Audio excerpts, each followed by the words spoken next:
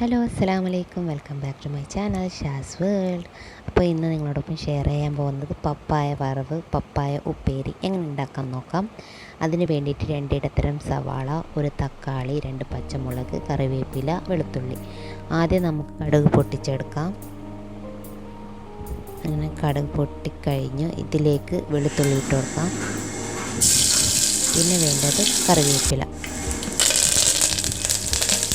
രണ്ടും കുക്കായിട്ടുണ്ട്. ഇതിലേക്ക് പച്ച പപ്പായ നന്നായി കഴുകി വൃത്തിയാക്കിയത് നമുക്കിതിലേക്ക് ഇട്ട് കൊടുക്കാം.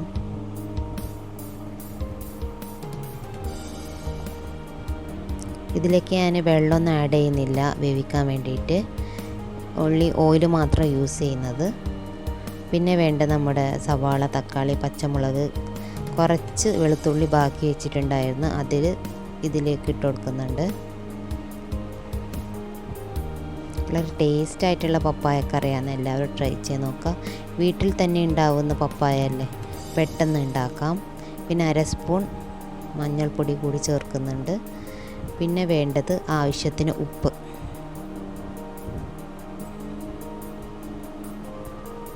പിന്നെ 1/2 സ്പൂൺ മുളക് പൊടി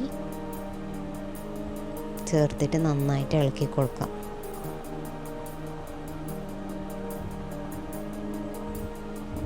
അടിച്ചടിച്ച് വേവിക്കാം.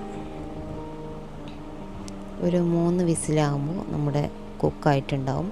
പിന്നെ തേങ്ങയാണ് വേണ്ടത്. തേങ്ങ 2 പിടി ഇട്ട് കൊടുത്താൽ മതി, അത് കൂടുതൽ ചേർക്കേണ്ട ആവശ്യമില്ല. കൂടുതൽ ചേർത്താൽ ടേസ്റ്റ് ഉണ്ടാവില്ല.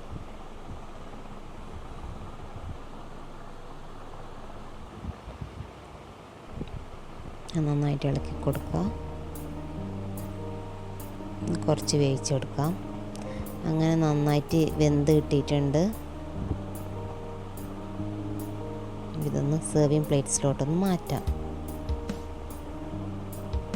അപ്പോൾ എല്ലാവരും എൻ്റെ പപ്പായ കറി ഉണ്ടാക്കി നോക്കാം. പെട്ടെന്ന് പ്രഷർ കുക്കറിൽ പെട്ടെന്ന് ഉണ്ടാക്കാം. മഴക്കാലത്ത് വളരെ ടേസ്റ്റാണ്. ചോറിനൊക്കെ സൈഡായിട്ട് കൂട്ടാൻ വളരെ ടേസ്റ്റാണ്. എല്ലാവരും ട്രൈ ചെയ്ത് നോക്കുക.